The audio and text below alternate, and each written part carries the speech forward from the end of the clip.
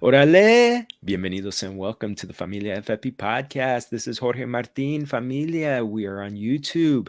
It's the NFL Insider Series. We're rounding third, we're headed for home. I've already said that. We just had the All-Star break for baseball, but let me tell you something. We are absolutely the information that's been coming in from this NFL Insider Series is just so awesome. I'm going to use it to help you win your leagues because this is information. You're not going to get this in numbers. You're not going to get this in film. This is information that people are getting from being deeply, deeply ingrained with the team. And another team that I'm a part of, and I'm really happy to be a part of under the Fantasy Points Media Group umbrella, Familia. When you go to fantasypoints.com, make sure to use the promo code Familia22 when you get some of the greatest fantasy minds out there. You got John Hansen, the fantasy guru himself. You got Graham Barfield, friends of the show, Joe Dolan, Scott Barrett, Wes Huber, Tom Brawley. I mean, some of the great fantasy minds out there. They're giving you some of the best fantasy advice out there with information, with statistics that are actually, they created these statistics to help you win your fantasy leagues. So I use them to help you win your fantasy leagues. So make sure you go into fantasypoints.com, put in that promo code Familia22. If you want to put it in Spanish, Familia22, I'll get you 10% off your subscription, get you ready for your leagues. And Familia, we got an invitado de lujo that I'm just really excited to have. I mean, because this is a team that's really going to be important for fantasy. It is just I'm telling you, he is a self-described Tee Higgins guy, which, as we all know, that means he's going to be chasing greatness all season. It's Willie Lutz. He talks Bengals and the NFL for BetJack, and he is the host of the popular Same Old Stripes podcast. It's ironic because there's nothing same old about these Bengals. So I was hoping he'd be wearing some Joe Shiesty shades because let me tell you something, the future is very bright in the jungle. Bienvenido to Willie Lutz. Thank you for joining us, Willie. Yeah, man, it's great to be here. And funny that you mentioned the Same Old Stripes thing off the top. When we started the show, we wanted to do it a little bit tongue in cheek. We knew it was a new day in some capacity, but we were also kind of like, they're still the Bengals. And then they did like the least amount of Bengals things in a calendar year that I've ever experienced in my life. And I was like, wow, great timing for us. We just put out our tongue in cheek podcast name that's entirely irrelevant now. But it's a good thing because the future is so bright. Like you said, it's become a beautiful thing in Cincinnati. And we're not like dreading football season. Not that we ever dread football season. It's a beautiful thing. We're not dreading watching the Bengals on Sunday anymore. Well, we got connected by the La Reina. When it comes to the jungle, she is the queen. Yasmin Quintana, Commissioner Yas. Shout out to you. I loved having you on the show. But yeah, I mean, she's one of those fans that has stayed true, and really the reward came. And I sit back and I think about this when a year ago, and she and I were talking last year before the draft, and I was asking her, Penei Sewell or Jamar Chase at that point, who do you want? And she said she wanted the player. And I actually apologized to her last year during the Super Bowl, when I had her on as a guest, because I said, you were right. I am not worthy. But really, it starts with number 9. And a year ago, again, he was Joe Shiesty, Joe Burrow. He was still rehabbing his knee. And there were still some question marks about it. There was in mini camp, no one was allowed to line up in the backfield. Everything was just, he barely took 3 snaps in a preseason game. Everything's different. You got a Super Bowl run under you. He's become one of the superstars of the league, the face of the league. What does he do for an encore? And there are a couple of things one thing that I'm looking at in particular, his number of pass attempts was 520 last year. And he still had just an incredible year, one of the most efficient quarterbacks in the NFL, had over 4,500 yards. Could that number come up to maybe, jump those yards and the touchdowns even more this year? Interesting there because, and I'll kind of go into this when we're talking about the running backs, which I'm sure we'll talk about at some point too. Absolutely. So yeah, what you mentioned there, very accurate. I mean, you look back to this time last year, we're pretty curious about what we're really going to get from Joe Burrow. I mean, he had said, I'm going to be ready for week 1 over and over and over again. But I mean, OTAs didn't go that well. None of training camp went very well for Joe Burrow. So even like up to week 1 last year, we're kind of like, so is like he actually ready, or like what's going on there? And you can really see how evident that is in the first really up through the bye, how much that knee was really bothering him. He didn't look like the same guy. He didn't even look like rookie Joe Burrow. He wasn't, shaking off tacklers. And I mean, that's all changed. If you go back and watch, I always say, if you want to see the difference, watch that week 1 game the Bengals played against the Vikings, and then watch that week 17 game they played against the Chiefs, and you'll see a tale of two Burrows. But your interesting line of questioning there on the total number of pass attempts and all that going up, I think it'll be a higher number this year, if for nothing else, that he was on a pitch count to start last season. They weren't going to expose him to a whole bunch of dropbacks. They were going to commit to the run, even if it meant they were going to get stuffed and teams knew they were going to run. But they were not putting him in harm's way for the early portion of last year's schedule. I mean, it got to the point where, hey, we're going for a Super Bowl, so you kind of got to put your body on the line despite this offensive line. But my only hesitation on saying it might not be a big leap is because they've made such an investment in the offensive line that I assume they're going to be able to run the ball with a little bit more conviction than they, did, especially towards the end of last year, because there were second halves last year for the Bengals where they said, it's really confusing when you have so many Joes on the same team. Number 9, Joe Burrow. We're going to kind of need you to put this one on your back because Joe Mixon's getting hit a yard behind the line of scrimmage every time we run the ball. So you're just going to have to go do it. Will that really change? Zach Taylor loves to run the football, but I mean, we're crazy if we don't think this Bengals offense is set up for, an insanely dynamic downfield passing attack. So I think you'll see the numbers, maybe go up a notch. I mean, Jamar Chase is going to be a year older. Tee Higgins is going to be in his 3rd season. A guy that I'll bring up later too is Chris Evans, a 6th-round running back from 2 draft classes ago out of Michigan.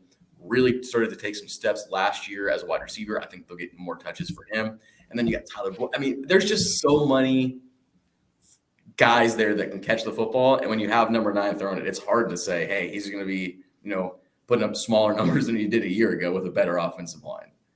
So one interesting thing, and this is important a lot for fantasy, is the rushing aspect. And he was kind of like sneaky rushing threat when he was at LSU, and obviously the serious. This was not a routine torn ACL. I've talked to Dr. Edwin Porras, who said, this is a very serious one.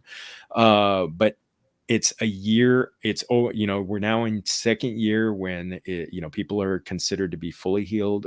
Has there been talk about more rushing upside for him this year? I mean, it's something that Joe Burrow himself loves to do. And it's not advice for many quarterbacks. I mean, I just listened to the Andrew Luck series that The Athletic put out.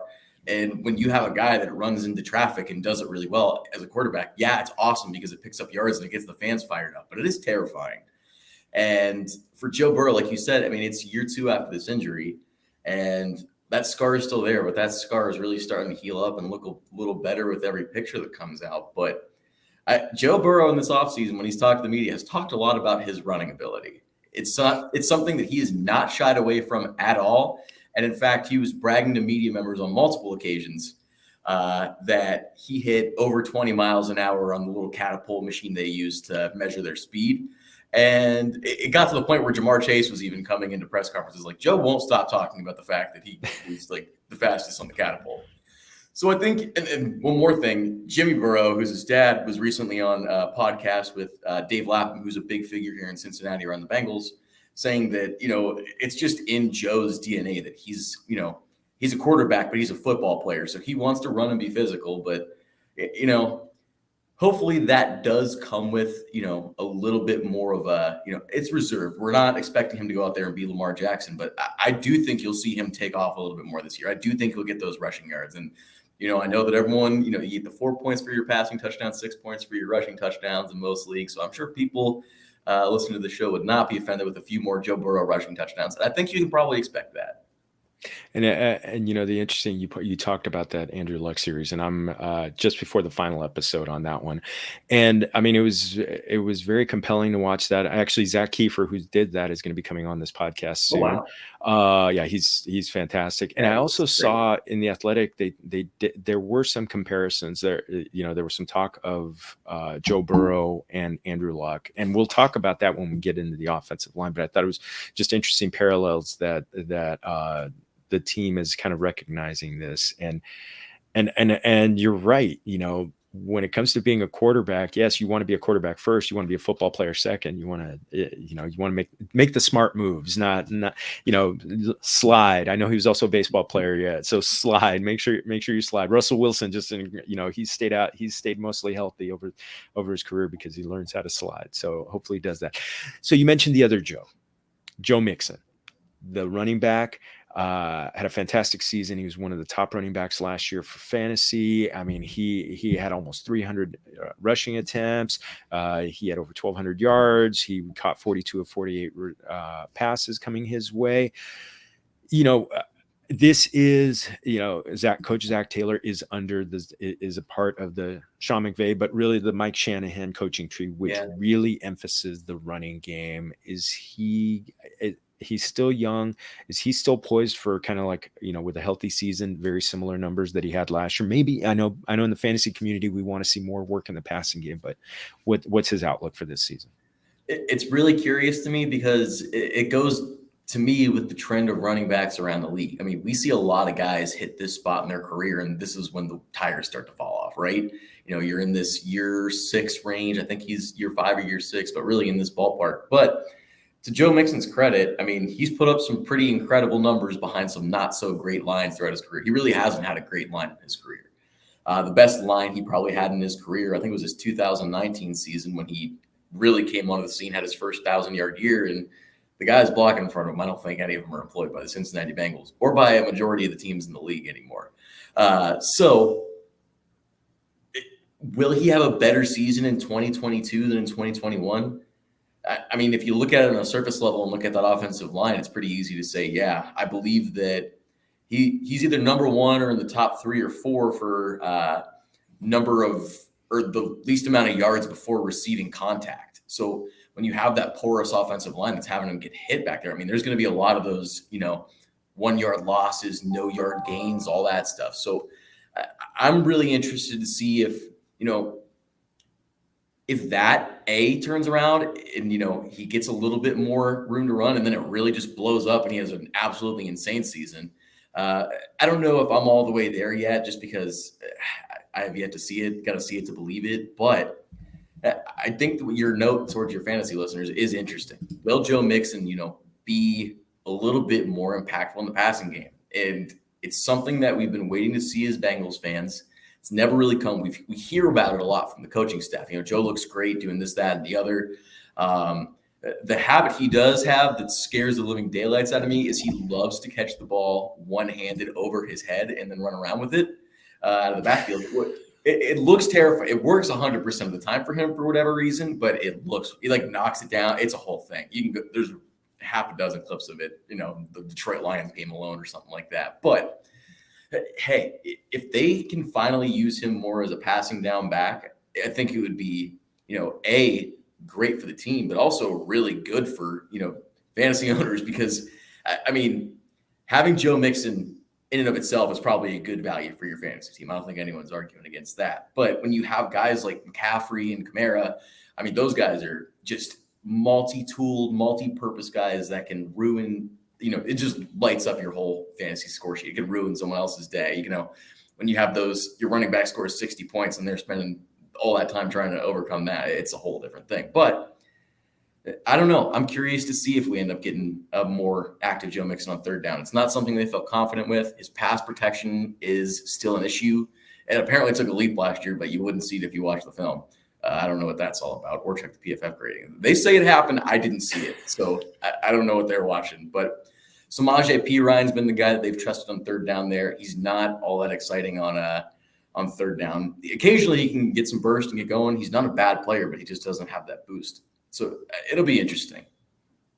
You mentioned the Chris Evans. Oh, yeah, that's what I was about ready to say. So Chris Evans, he's in his second year, 6th-round pick out of Michigan, didn't have a big production profile at Michigan, but a tremendous athlete. Looks really, really good for the Bengals in a limited role last year. I mean, I don't know, he probably played 10% of offensive snaps, so not that big of a share, probably not even up to 10%, maybe even closer to 5% off the top of my head. But a guy that when they asked him to play as a wide receiver on third down, he looked real good. He could just, when you see a guy that can naturally create separation at that level, you're like, how are you not a wide receiver? But then you have a guy that, he takes the ball out of the backfield and looks tremendous doing it on certain opportunities. The issue with him right now is allegedly, and you can see it occasionally too, he doesn't know the whole route tree, which is an issue. Mm-hmm. He runs the wrong route sometimes. He's not in the right spot. And when you have a quarterback like Joe Burrow, who is so technical, so in that, and I don't want to compare him to these guys, but the way they process, your Peyton Manning, Drew Brees, Tom Brady, we're up there calculating everything happening on the field, and they know where you're supposed to be. When you're not in the right spot, those guys don't take kindly to that. So Chris Evans can, clear up some of that stuff, just get more comfortable with the overall playbook. I think his playing time, especially on third down of those pass catching opportunities, it could go soaring. But at the same time, he doesn't take that leap. I don't know. It's going to be hard for him to find a role in the field with so many pass catchers out there already. So I'm looking at the let's go to the receivers, and let's do it. Yeah, I know you talked about being a Tee Higgins guy, but man, I mean, Jamar Chase was incandescent last year. I mean, he was spectacular. He did it all on 128 targets. He was a wide receiver 3 overall. He's getting some love for wide receiver 1. I'm gonna give you a reason why I'm one of the few people who's ranking him ahead of Justin Jefferson. And I'm going to give you one reason why. It's week 17. It's week 17, Bengals, Bills, Monday Night Football. That game, I think, is going to go ballistic. And I think a lot of fantasy championships are going to be won and lost because that's going to be a high-scoring game. And Justin Jefferson's going to Green Bay, playing probably in a dome team playing in freezing cold weather. I think they're going to be neck and neck, and I think that game's going to tip the scales a little bit toward Jamar Chase. But Chase, I actually had this, you can help me out on this one. I had this discussion with someone about him being a possibility, being a wide receiver 1 this year. And this guy told me, I don't think he's going to get the targets. He did, like I said, he did it on 128 targets. Usually to be the wide receiver 1, you got to be averaging close to 10 targets. So 160, 170 targets. Is that within the range of possibilities for him this year? I mean, with Jamar Chase at this point, I don't know what isn't within the range of possibilities because, we all watched that year. We saw Justin Jefferson put up, the year he had the year before, and somehow Jamar Chase went out there and exceeded what Justin Jefferson did. Justin Jefferson, sophomore year, better than Jamar Chase's rookie year, but that's kind of what you'd expect, right? But, I really have a hard time putting a ceiling on Jamar Chase right now, and even into 2022, because we don't know just how dynamic they can be when they really lean on him for, a whole season. We only have, you're going to be a rookie. You're going to start to find your way in your offense, and you're still going to be a key piece. But it did take a little while for them to, especially once defenses started to figure him out a little bit more and figure out how the Bengals wanted to scheme him open and everything. Once teams started sitting on him, it took him a little while to find his way. But, if you go back and throw in that Super Bowl, there are plays where he's just putting the dusters on Jalen Ramsey. The iconic one is obviously him making that one-handed catch down the sideline. But then the last play of the game is one where he had Ramsey burn. If Joe Burrow had a little more time, Bengals win that game. But we've relitigated that one 100 billion times. Yeah, I'm sorry about that. Yeah, Aaron Donald does Aaron Donald things. I don't know what people want people to do. But I anticipate Jamar Chase being used in even more creative ways. You watch Cooper Kupp. We all watch Cooper Kupp. We see how the Rams use him in different positions, move him into the slot. He plays a lot out of the slot, obviously, but Jamar Chase kicking into the slot more is not a bad thing for this team. Moving Jamar Chase to the backfield, which they did a little bit last year with some success, and having him run routes out of the backfield next to Joe Mixon, not a bad thing.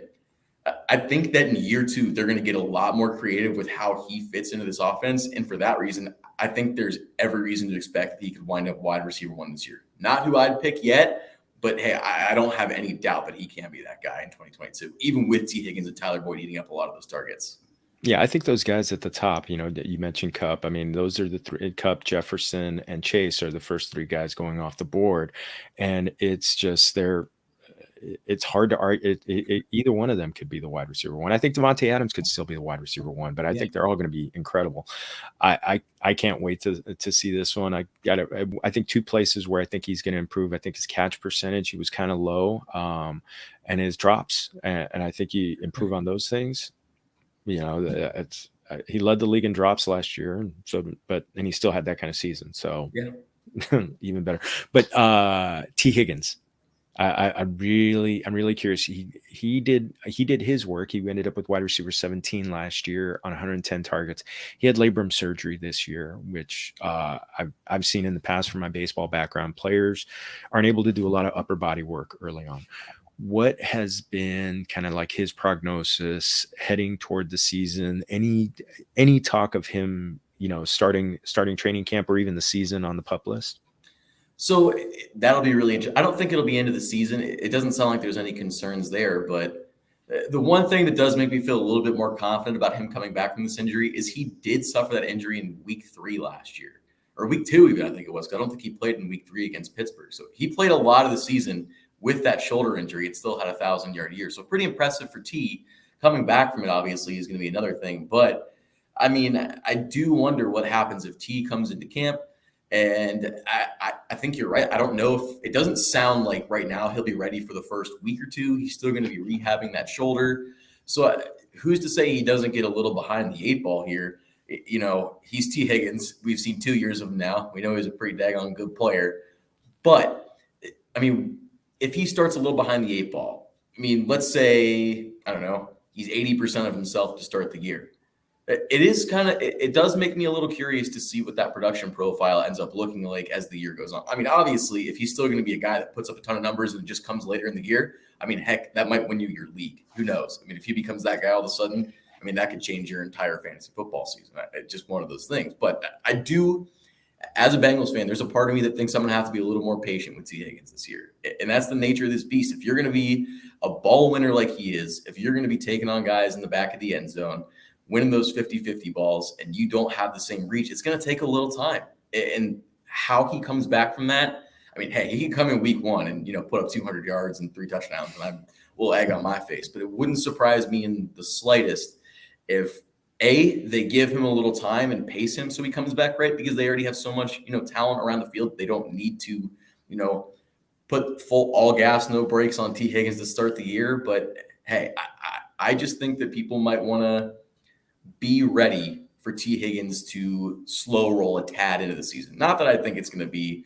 this big obstacle where it's when is Tee Higgins going to be 100%, but more in just consider the outlook of the entire picture and what it means for Tee Higgins to be a valuable member of this team in 2022. Because it's not rushing him around and, putting him in a situation where he's going to get hurt again. Yeah, and I think that's also part of the reason why I think Chase why I think Chase has that wide receiver 1 upside, because I think he's going to eat up some of the targets. And I think the third guy that we're talking about, who's kind of like the third musketeer, the underrated Tyler Boyd, who may be the best number 3 wide receiver in all of football. I think this is the best wide receiver group, at least top 3 in the NFL. Could there be some extra early on in the season? That, I mean, I know Burrow really seems to trust Boyd and looks for him. It's really curious because every time I feel like I'm expecting a big Tyler Boyd game because someone's out, I never get it. Tyler Boyd is one of the more interesting players on this team to me because it's hard to predict when things are going to pop off for him. I mean, one game that I found really interesting last year where he played really well, it was at Denver in week 15, I think. Just an absolute monster game. And, I think Vic Fangio likes to try to keep guys like that contained, but their outside corners had Tee Higgins locked in man and Jamar Chase locked in man. Patrick Surtain versus Jamar Chase. Patrick Surtain just had him. He ate him up for whatever reason. But it'll be interesting. I think what you got to watch for is when you watch for these teams that, we're not going to do anything weird. We're just going to, you have to beat Jamar Chase. You have to beat Tee Higgins. And that's when Joe Burrow will pick you apart in the middle of the field. So I would look for that. If a team has two crazy corners, which you're not going to see all the time, I mean, Tyler Boyd is a guy that I probably wouldn't feel great about starting on my fantasy team all the time, just because I never really know what I'm going to get him from. Every week it seems like, 5 catches, 55 yards. And then the next week, 6 catches, 85. It's so hard to predict what you're going to get from him on a week-to-week basis, but he'll get you some points along the way. It's just one I've always felt weird about. I love Tyler Boyd, tremendous player, but it's always tricky to predict when it's going to pop for him. Yeah, you're right. And actually, one of the things that I forgot to mention about Higgins, he actually won me a little bit of money on the Super Bowl. Ooh. So I had him in a DFS lineup. Yeah, I had him in the captain mode, and he came through for me. So I'm playing this. I got a little money set aside in DraftKings. So gracias, Tee Higgins. Yeah, and also had they thrown that penalty on that terrible face mask on Jalen Ramsey, you probably wouldn't have the same amount of money. Yeah, exactly. I would not. It would not have come through. Oh man, and that was with Odell Beckham getting hurt in that game. So that was tough. Anything going to be left over for the tight ends? Is it Hayden Hurst is coming in? See, the Hayden Hurst thing will be interesting. I think you can look at CJ Uzomah and look at his lines last year and maybe add 50 to 100 yards and another touchdown to it. I mean, I like Hayden Hurst. I think he's a fun downfield receiver, but I don't really know how much that moves the needle for this team. I think it's, hey, this is a solution for this year, and we know that Hayden Hurst can contribute, but I think Bengals fans, and myself, maybe a little guilty, getting overexcited about Hayden Hurst at this point is probably an overreaction. I got you on that one. Maybe he's a guy to play, stream when your tight end's on a bye or something. Exactly. Like look for the matchup. If you have Waller on a bye, just throw Hayden Hurst in there, and you might get a touchdown or two. That might be nice, and maybe it'll fit you for a week. But I wouldn't be worried about starting Hayden Hurst this year. Not a guy that I'll have in my starting lineup if I have the choice. Awesome. We teased a little bit with the offensive line. I think this has been the most scrutinized offensive line probably since the Kansas City Chiefs from last year after their Super Bowl performance. You mentioned the Athletic series, and Paul Dehner, the one of the Bengals writers for the Athletic, he wrote an article kind of comparing the situation for Luck to what happened with Burrow and how the Bengals seem to be attacking this. Does it feel like this is the offensive line that is going to be able to put that wall and put that wall around Joe Burrow and let him really, really cook and keep him healthy? It'll be interesting, I'll tell you that. And I think when you look at it on paper, it looks great. I mean, the one area where you have a question is going to be left guard. It's going to be a battle between their second-round pick, the position last year, and their fourth-round pick this year. Both guys are going to be question marks no matter who wins the job, so that doesn't matter as much. But what I think is really interesting from Burrow's perspective is he actually does all right when guys come from the outside. He's better about dancing around those guys and making them miss. What's killed him is when they get pressure up the middle and the pocket just suffocates. He's not one of those guys that can bounce out and go make a play that way. It's not something that, when his eyes are down the field, I mean, it's just harder to see that kind of stuff, and it's harder to absorb that kind of pressure and get away from it.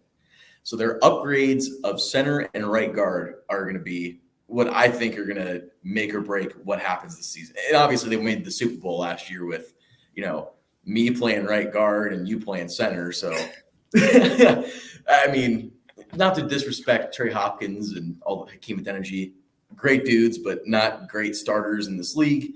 Ted Karras, you get a guy that's played a ton of seasons in New England, was kind of their sixth offensive lineman for a couple of those Brady Super Bowls, and then started over the last couple of years, 1 year in Miami and then last year in New England.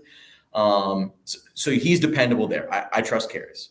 Then you move Kappa, you got him at right guard. I think that's the best free agent signing they made in that group of the three. I think when you have a guy like Alex Kappa, who isn't, all-pro, Pro Bowl level guy, but he'll give you, I don't think he had one season where he didn't allow a sack or something crazy like that. But he's a guy that throughout his career has done a really good job staving off pressure. He plays with a lot of power. And when you're playing with all that power and, you can, stifle some of those bull rushes, some of those Jeffrey Simmons, some of those Chris Jones, Kansas Chris City. Is that Jones. right? I Yep. wanted to say Chris Johnson, but I was like, no, it's not CJ2K, Willie. That's not who we're Yeah. talking about. Yeah, About when you 100 have those pounds guys, heavier. oh yeah. Oh, what a guy. But when you have, a Kappa who can stave off some of that interior pressure. And one of my favorite games to watch was the Buccaneers Rams playoff game. The Rams obviously ended up coming out on top, but Kappa in that game does a really nice job on Aaron Donald. And as a Bengals fan, knowing that Aaron Donald just took away my chance to win a Super Bowl, that's exactly what I needed to see. Obviously, that iconic pressure came off the left side where there's still a question mark. But hey, I feel a little bit better. Actually, I feel a lot bit better about the guys that are going to protect the interior of the offensive line. Granted, with that question, left guard is still standing, but and I didn't even say La'el Collins on the right side as right tackle. I mean, that guy, Pro Bowl, perennial Pro Bowl guy that can be an All-Pro, one of the best right tackles in football. So that's the name that gets you really fired up when you're looking at it all. So do I think they did the right thing? Yeah. I will say, though, they are still pretty thin in the depth department there. If someone gets hurt, you start to feel a little queasy. But, I mean, at least those guys have more of a pedigree because they did play those snaps in a big role. Granted, they're now demoted because they didn't play very well. Oh, man. Well, let's finish up on the other side of the ball. I love to ask the question of how does this team shape up against the run? And how does the defense shape up against the pass based on, so it can kind of help me whether I want to actually start recommending players against, running backs or receivers against this defense. So the one area, I'll start with run defense. The Bengals got a really good run defense, period. They got guys that can, stuff it up. DJ Reader, one of the best nose tackles in football.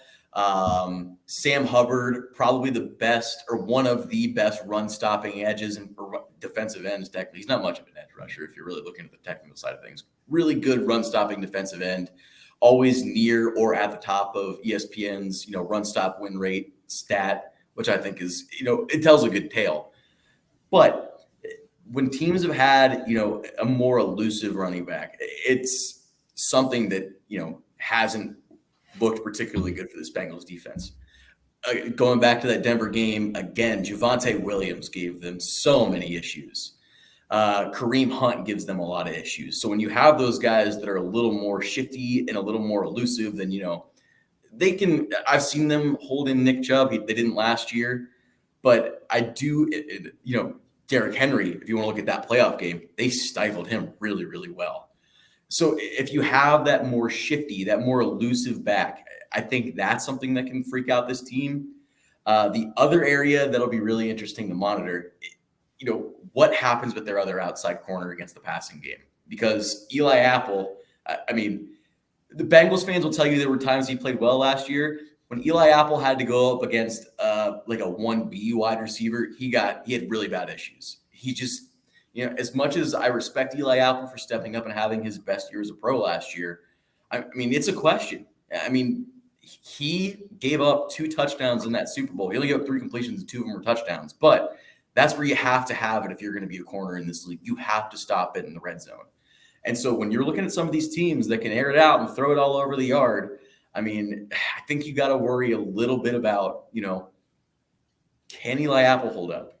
And, flipping over the other corner, Chidobe Awuzie, a guy that hasn't done very well with more of the physical wide receivers in this league. So if he's against a physical receiver, A.J. Brown, for example, took him to task last year pretty good. The Bengals are going to start playing Amari Cooper 2 times a year. More of those physical guys give him issues. But really, it's a team that does a nice job stopping the pass. If you're going to try to kill them in the middle of the field, you're just not going to be able to do it. Their linebackers are too quick. Their safeties are too quick. They even added more team speed this offseason, and I think team speed was probably on the defensive side one of their biggest weaknesses last year. So really, outside of that, it's going to be pretty hard to move the ball against the Bengals, theoretically. Awesome. Yeah. Willie, this was fantastic. As you really helped me out for to really get us all more excited about football, but also this team, this offense is going to be great for fantasy. This is going to be a great team for fantasy. I want to close up shop with one last thing. I I've been pleasantly surprised at how robust the Mexican food scene is across the country in some cities that I wouldn't expect. I've heard good things about Mexican food in Cincinnati. What are some of your favorites? Any favorite taco types? See, if I'm just talking favorite taco types, if I can get near the water, this is more of a vacation thing, but a great fish taco will change my whole day. If you can say, hey, this is the best fish taco in this city and you have to go there, that'll probably just rock my whole world and I'll be a very happy camper. But my favorite, it's close to home, but there's a place called El Picante in Loveland that I've been going to for years with my family. It's just a great spot, great food, very authentic. Obviously, when you're in Ohio, you're not going to get all the same. It's going to be a little closer to Tex-Mex. We all know that. It's just reality here in the central and southern, southeastern, and all that good stuff. All that. One of those things we can't really control. But yeah, and then the Central Ohio chain that everyone knows about locally is this place called Condado Taco. I respect Condado. It's a good vibe, but you guys, just so you guys know, there are probably 20 food trucks that you're going to get cheaper and better food. So the food trucks in Ohio with tacos, pretty much all knockout. Just saying. Not that that's a surprise to anyone. A food truck with some tacos is never a bad thing. What are your favorite meats? That's a tremendous favorite. I like them all, so it's just kind of hard for me to even take that in. Like an El Pastor taco. Oh, yes. That's just, if you can get me good Al Pastor, I'll just lose my mind as well. That's another good way to make my soul very happy. No, that is consistently one of the top ones that I hear from people, especially when you get it good with some pineapple and everything. I was going to say with the pineapple, that's the key right there. Yep. It just makes it right there.